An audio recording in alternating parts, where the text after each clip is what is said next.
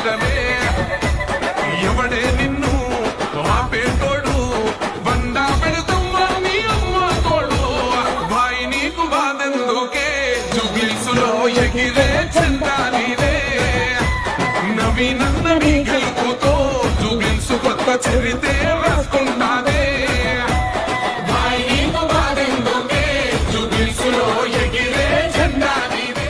అక్కడ వేరే స్టెప్స్ ఉన్నాయి, ఇక్కడ వేరే స్టెప్ వేస్తున్నారు.